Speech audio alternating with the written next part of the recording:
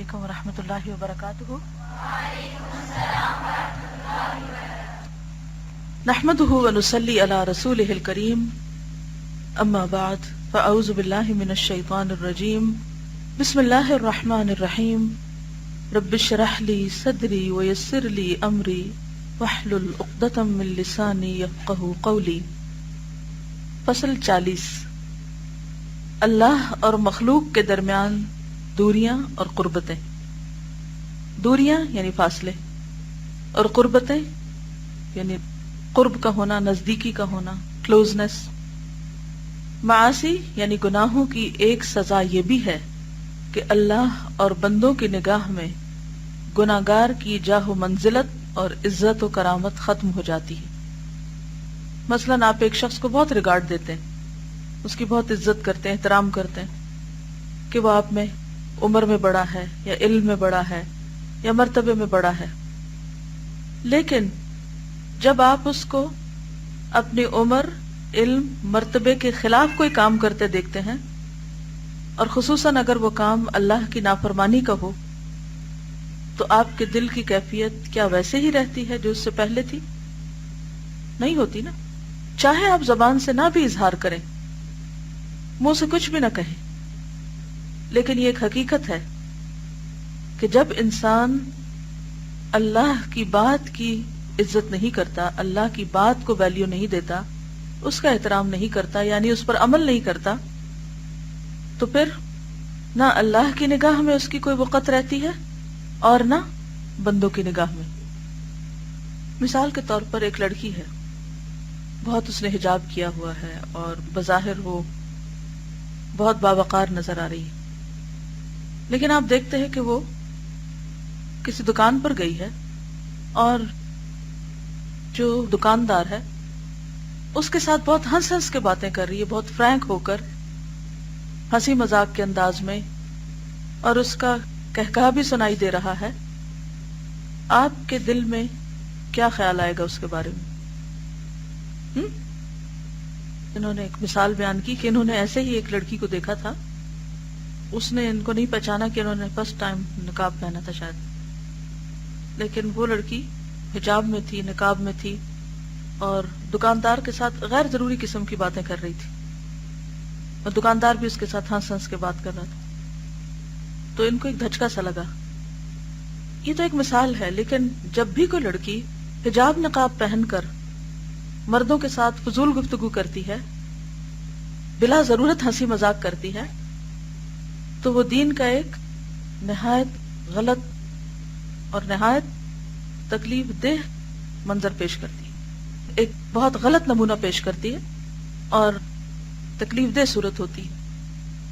اگر کسی کے اندر بھی بصیرت کی نگاہیں ہوں، انسان کبھی بھی یعنی دین کو ایک طرف چھوڑے، فطری طور پر بھی انسان کی طبیعت اس کو قبول نہیں کرتی۔ جی، آپ وہ حجاب کی حرمت کو پامال کرتی، دوسرے لوگوں کے لیے غلط نمونہ ہوتا ہے۔ وہ کہتے ہیں کہ کیا یہی اسلام ہوتا ہے؟ کیا حجاب یہی سکھاتا ہے؟ جی ہاں، بعض اوقات وہی مرد اس کے جانے پر اس کا مذاق اڑا رہے ہوتے ہیں۔ ایسی لڑکیوں کو بہت سے لوگ دیکھ کر یہ کہتے ہیں کہ اس سے بہتر ہے حجاب نہ پہنا جائے۔ وہ حجاب کو برا بھلا کہنے لگتے ہیں، کیونکہ شیطان ان کو وہ لڑکی بلوا دیتا ہے اور حجاب دکھاتا ہے کہ حجاب کا قصور ہے، حجاب بدنام ہوتا ہے۔ اور جو لوگ نیا نیا حجاب لے رہے ہوتے ہیں اور ان کے گھر والے ان سے کنونس نہیں ہوتے، ان کے لیے بھی اور مشکلات کھڑی ہو جاتی ہیں جب لوگ حجاب پہن کر غلط کام کرتے ہیں۔ ایک اور مثال لیجیے کہ کوئی شخص قرآن پڑھا کر آتا ہے، درس دے کر، اور وہ کسی کی غیبت شروع کر دیتا ہے، کسی کا مذاق اڑانے لگتا ہے، کسی کے ساتھ آپ اسے دیکھتے ہیں کہ بدتمیزی سے بات کر رہا ہے۔ آپ کے دل میں کون سے جذبات زیادہ غالب ہوں گے؟ اس کے قرآن پڑھانے کی خدمت، یا قرآن پڑھانے کا جو ایک باوقار اور معظم اور محترم کام ہے اس کی وجہ سے احترام کے جذبات، یا اس کی اس بد اخلاقی اور بدتمیزی پر ایک حیرت اور پریشانی اور اس کی عزت اور احترام میں کمی؟ خود بخود فرق ہو جاتا ہے نا۔ مثلا آپ نے اپنے ہاتھ میں قرآن پکڑا ہوا، کتابیں پکڑی ہوئی ہیں، بیگ پکڑا ہوا ہے جس میں آپ نے بڑی بڑی کتابیں رکھی ہوئی ہیں جو دن بھر آپ پڑھتے رہتے ہیں، اور ساتھ ہی آپ کسی کی برائی شروع کر دیتے ہیں، کسی کی غیبت شروع کر دیتے ہیں، کیا ان کتابوں کی وجہ سے کوئی آپ کا احترام کرے گا؟ یا آپ کی زبان سے کسی کی غیبت سن کر آپ سے دل میں بیزاری کا اظہار کرے گا؟ آپ دیکھیے کہ بعض اوقات ماں باپ کو یہ شکایت ہوتی ہے کہ بچے ان کا احترام نہیں کرتے یا وہ ادب سے پیش نہیں آتے، اور اکثر یہ سنائی دیتا ہے کہ بچے بڑے بدتمیز ہو گئے ہیں، بڑے بد اخلاق ہیں. لیکن ماں باپ بھول جاتے ہیں کہ انہوں نے خود بچوں کے سامنے بعض اوقات اللہ کے احکامات کا ادب اور احترام نہیں کیا ہوتا. وہ ان کے سامنے جھوٹ بول رہے ہوتے ہیں، وہ دوسروں کا مذاق اڑا رہے ہوتے ہیں، شوہر بیوی آپس میں لڑ رہے ہوتے ہیں، ایک دوسرے کے ساتھ چیخ چلا رہے ہوتے ہیں، ایک دوسرے کا ادب نہیں کر رہے ہوتے. ایسے بچے جب ماں باپ کو دیکھتے ہیں تو ان کے دل میں ماں باپ کا کیا ادب اور احترام ہوگا؟ پھر وہ ماں باپ کا ادب کیوں کریں گے، عزت کیوں کریں گے؟ تو اسی طرح کوئی بھی گناہ، خواہ زبان کا ہو، خواہ وہ عملی رویے کا ہو، یہ تمام چیزیں انسان کو اللہ کی نگاہ میں بھی بے وقت کرتی ہیں اور بندوں کی نگاہ میں بھی. مثلا کوئی لڑکی الہدیٰ میں آتی ہے ایڈمیشن لینے کے لیے، لیکن وہ دیکھتی ہے کہ جو لوگ ریسپشن پہ کھڑے ہیں وہ آپس میں لڑ رہے ہیں، یا آگے آتی ہے کلاس میں تو دیکھتی ہے کہ گروپ انچارجز کے درمیان پھر ایک گروپنگ ہوئی ہوئی ہے، دھڑے بندی ہوئی ہوئی ہے. تو اس کے دل میں ایسے لوگوں کا کوئی ادب اور احترام ہوگا؟ ایسے دین کے خادموں کی کوئی بات سنی جائے گی؟ وہ کیا امیج لے کر جائے گی؟ وہ کیا سیکھ کر جائے گی؟ اسی طرح کسی بھی جگہ پر تو دین کی تبلیغ صرف زبان سے نہیں ہوتی، عمل اور رویے سے ہوتی ہے. تو کسی بھی گناہ کی سزا یہ ہے کہ اللہ اور بندوں کی نگاہ میں گناہگار کی جاہ و منزلت اور عزت اور کرامت ختم ہو جاتی ہے. جتنے آپ اللہ کے اطاعت گزار ہوں گے اتنی ہی لوگوں کے دلوں میں آپ کی عزت اور احترام ہوگا. جو بندہ اللہ تعالیٰ کی نافرمانی کرتا ہے اللہ کی نگاہوں سے گر جاتا ہے اور بندوں کی نگاہوں سے بھی. جس کی قدر و منزلت مخلوق اور بندوں میں نہ رہی اور ان کی نگاہوں میں وہ بے قدر اور بے عزت ہو گیا تو مخلوق اس کے ساتھ برتاؤ اور سلوک بھی ویسا ہی کرے گی جو اس کی قدر و منزلت کے خلاف ہے. یعنی پھر کوئی اس کا مقام نہیں پہچانے گا، اس کو عزت نہیں دے گا. وہ خستہ حال، بے عزت، بے آبرو، بے وقت، بے دست و پا اور بے یار و مددگار ہو کر رہ جائے گا، اور پھر وہ ہمہ قسم کی مسرتوں سے محروم ہو جائے گا اور جاہ و عزت کا خاتمہ ہو جائے گا. اور اب وہ سر تاپا رنج و غم، حزن و ہم بنا رہے گا. یعنی اس کا غم ختم ہی نہیں ہوگا جب تک وہ اس گناہ سے توبہ نہ کر لے جو اس نے کیا ہو، اور اس سے پلٹ نہ آئے جو وہ کر رہا ہے. توبہ صرف زبانی استغفار کرنے کا نام نہیں ہے، بلکہ عملی رویے میں تبدیلی لانے کا نام ہے. کیونکہ اگر کوئی شخص وہی کرتا جائے جو کر رہا ہے اور زبان سے کہتا جائے میں توبہ کرتا ہوں، میں استغفار کرتا ہوں، تو یہ بھی الٹا ایک جھوٹ ہوگا. وہ کہہ رہا ہے جو وہ کر نہیں رہا. تو استغفار صرف کسی تسبیح پڑھ لینے کا نام نہیں، اپنے رویوں میں تبدیلی لانے کا نام ہے، عمل بدلنے کا نام ہے.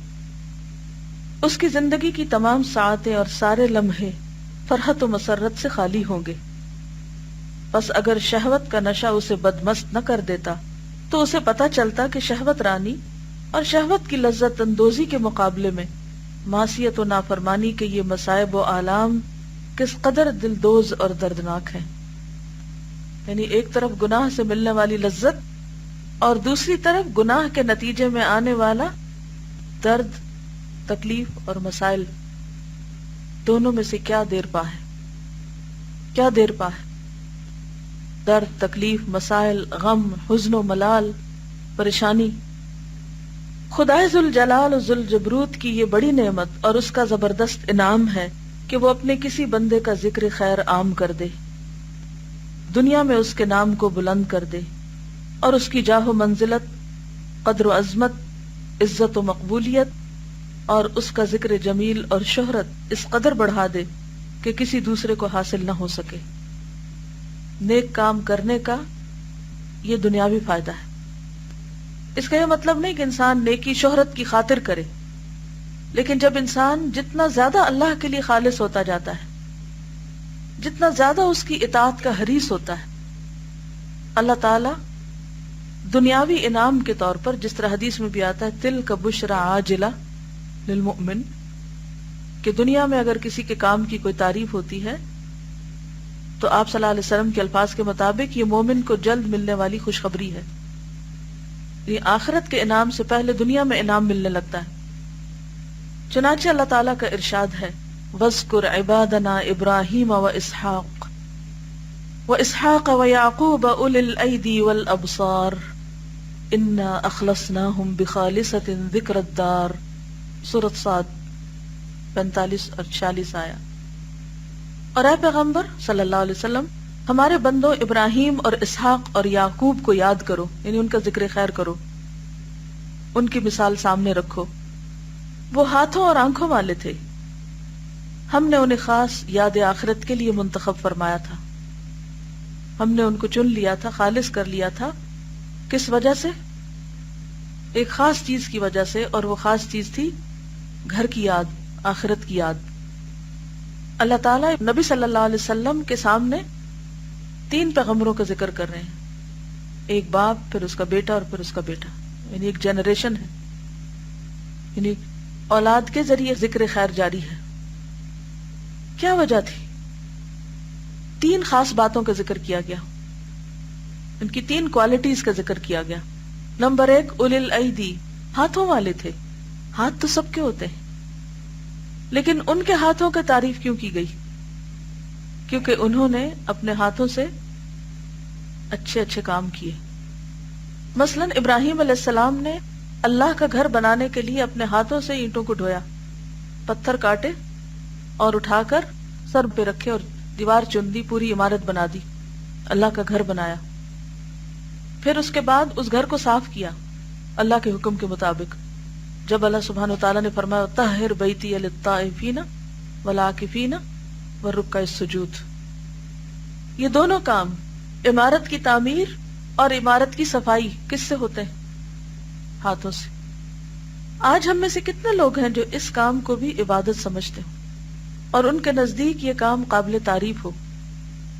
ہمارے ذہن میں نیکی کا ایک محدود تصور ہے، اور وہ کیا ہے؟ کرسی پر بیٹھ کر لیکچر دینا یا گروپ انچارج بن جانا.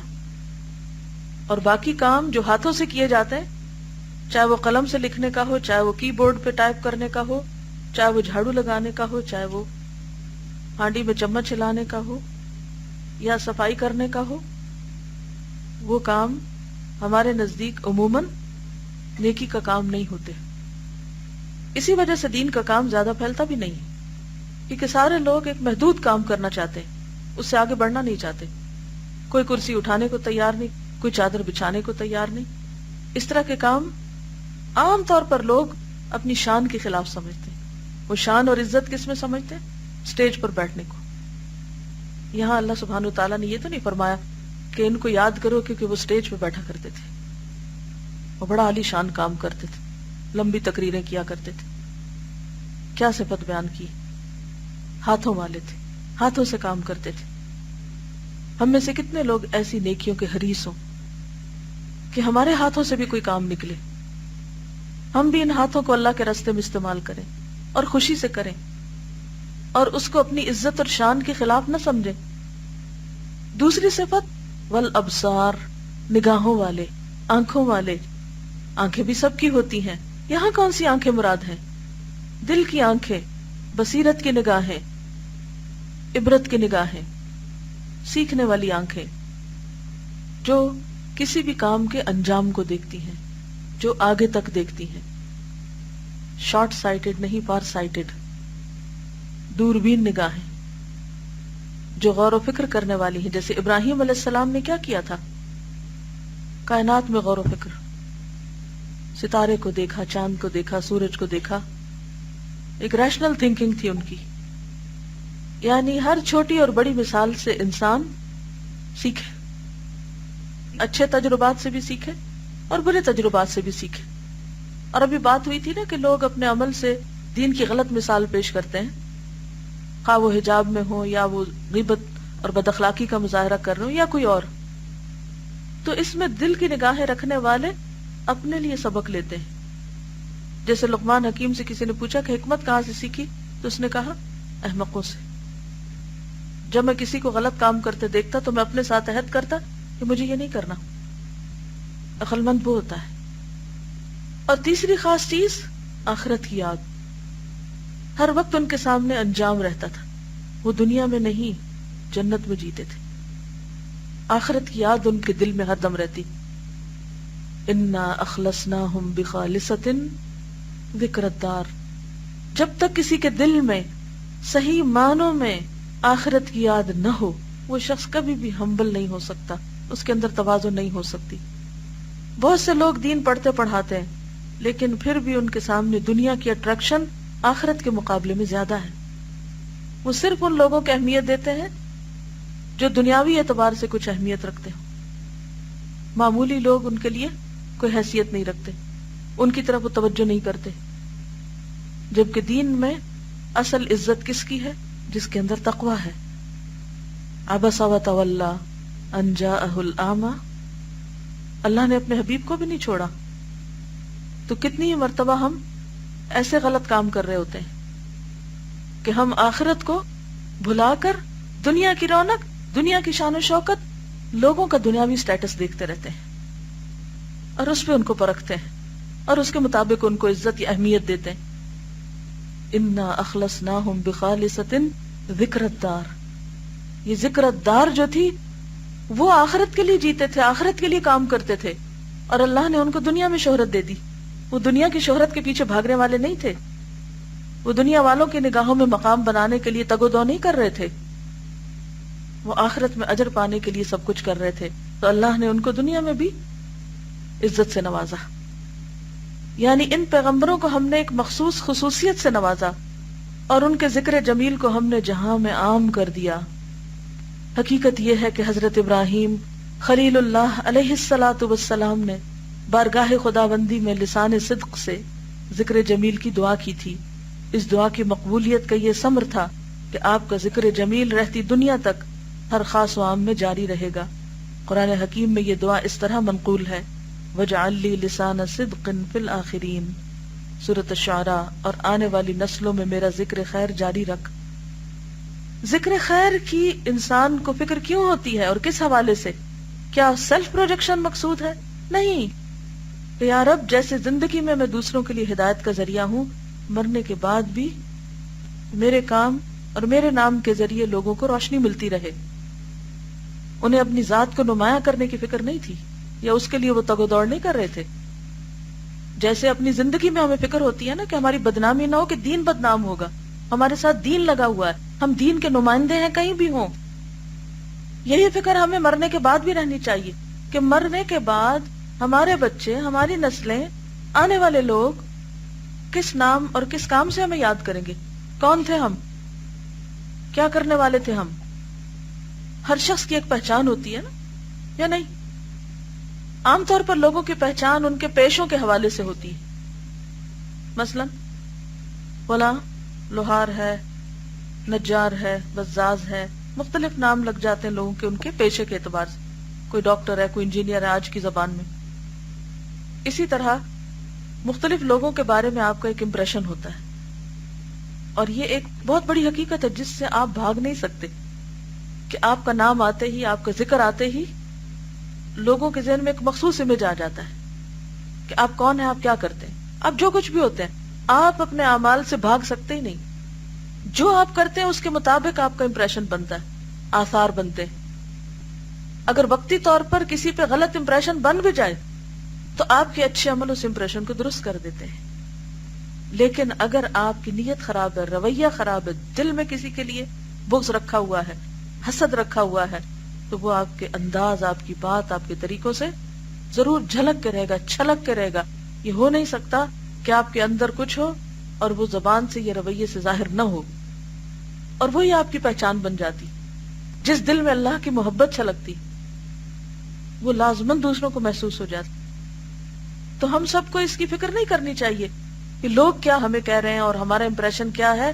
ہمیں فکر یہ کرنی چاہیے کہ ہمارے اندر کیا ہے جس کی وجہ سے یہ سارے امپریشن بنیں گے. اس صفائی کی ضرورت ہے. اور حضرت صلی اللہ علیہ وسلم کے ذکر جمیل کے متعلق قرآن حکیم ناطق ہے وَرَفَعْنَا لَكَ ذِكْرَكَ سورۃ الشرح آیہ 4. اور ہم نے تمہارے ذکر خیر کا آوازہ بلند کر دیا. حالانکہ آپ کو آپ کے دشمنوں نے، آپ کے حاسدوں نے ہر طرح نیچا دکھانے کی کوشش کی تھی. آپ کو مجنون کہا، شاعر کہا، ہر طرح کے برے القاب سے نوازا اور ہر طرح آپ کو لیٹ ڈاؤن کرنے کی کوشش، آپ کا مذاق اڑایا گیا، آپ کو مذمم کہا گیا. کیا کچھ نہیں آپ کے ساتھ ہوا؟ دنیا میں اتنی مخالفت شاید ہی کسی اور کی ہوئی ہو جتنی آپ کی ہوئی، لیکن اللہ نے آپ کا ذکر خیر بلند کر دیا کیونکہ آپ کی زندگی اللہ کی اطاعت میں تھی. آپ کو آنے والی تکلیفیں اللہ کی خاطر تھیں.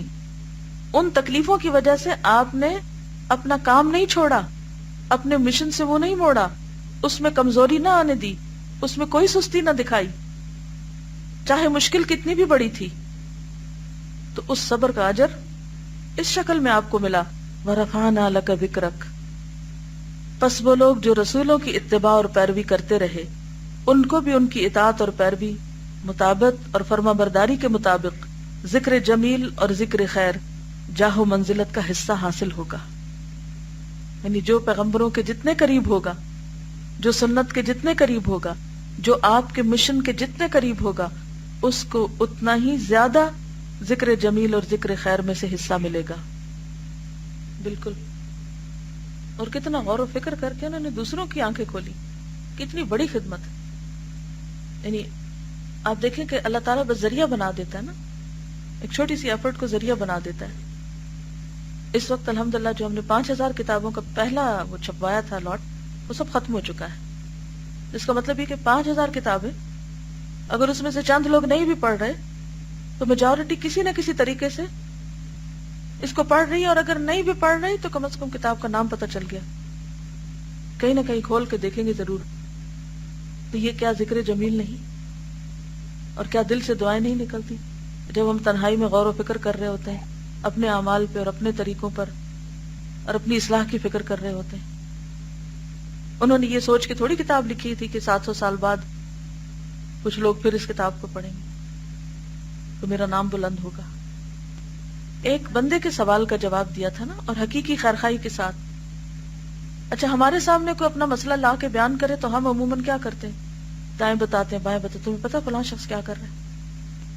اس کے مسئلے کو سکینڈل بنا کے اچھال دیتے ہیں اور ایسے لوگوں سے نفرت کرنے لگتے ہیں اور ان کو ہوپ لیس کیس بتاتے ہیں اور ان کے ساتھ ایفرٹ نہیں کرتے. اگر کسی بھی شخص کے بارے میں آپ کو یہ پتا چلے کہ وہ مرض عشق میں مبتلا ہے اور کسی غلط کام میں لگا ہوا ہے تو سب سے پہلے ری ایکشن کیا ہوتا ہے؟ اس برائی سے نہیں، اس شخص سے نفرت شروع کر دیتے ہیں. نتیجہ یہ ہوتا ہے نہ ہم اصلاح کر سکتے ہیں، نہ وہ ہماری بات سنتا ہے، اور پھر اس کو بدنام کرنے لگتے ہیں. آپ دیکھیں کہ کتنی تڑپ آئی ہوگی ان کے دل میں کہ جب انہوں نے یہ سوال سنا ہوگا کہ اگر اس شخص کو مسئلے کا حل نہ ملا تو دنیا اور آخرت اس کی دونوں تباہ ہو جائیں گی. یہی اخلاص ہوتا ہے دائی کے اندر، اللہ کی طرف بلانے والے کے اندر، کہ جو اس کی کوششوں میں برکت ڈالتا ہے. پھر صرف اس کو نہیں جس نے سوال پوچھا، اس کے ذریعے اوروں کو بھی ہدایت مل جاتی. یہ سب نتیجہ ہے خالصتاً بخالصتاً ذکر الدار، اپنی کوششوں کو آخرت کے نقطہ نظر سے کرنے کا. کبھی بھی کسی کو کسی غلط کام میں دیکھیں، چاہے آپ کا دشمنی کیوں نہ ہو، تو کم از کم ایک دفعہ ضرور سوچیں کہ میں اس کو کس طرح اس مصیبت سے نکال سکتی. کیا اللہ کے رسول صلی اللہ علیہ وسلم اپنے دشمنوں کے لیے خیر خواہ نہیں تھے کہ ان کو جہنم سے بچانے کی فکر کرتے تھے؟ وہ ان کو برا بھلا کہہ رہے ہیں اور وہ ان کے ساتھ خیر خواہی کر رہے ہیں. ہمارے ساتھ تو ذرا سی کوئی اونچ نیچ ہو جائے تو ہم تو معاف ہی نہیں کر کے دیتے اس شخص کو. خیر خواہی تو بہت دور کی بات، اور اصلاح کی کوششوں میں ہوپ لیس ہو جاتے ہیں. جو ان کی مخالفت کریں گے، یعنی پیغمبروں کی اور ان کے طریقوں کی، معصیت اور گناہوں سے اپنے آپ کو آلودہ کریں گے، وہ بقدر مخالفت و معصیت پیغمبروں کی اس میراث اور ترکے سے محروم رہیں گے. یعنی ذکر جمیل کس کا ترکہ ہے، کس کی وراثت ہے؟ پیغمبروں کی. تو پیغمبروں کی وراثت کس کو ملتی ہے؟ جو پیغمبروں والا کام کرے. اور پیغمبروں نے صرف لیکچر نہیں دیے تھے، یاد رکھیے، انہوں نے اپنے ہاتھ بھی استعمال کیے تھے، اپنی نگاہیں بھی اور دل بھی. دلوں میں دنیا کی محبت نہیں، آخرت کی یاد بسائی تھی. دنیا کے ہم اور حزن اور غم سے زیادہ ان کو آخرت کے غم تھے. سبحانک اللہم و بحمدک نشہد ان لا الہ الا انت نستغفرک و نتوب الیک. السلام علیکم و رحمۃ اللہ وبرکاتہ.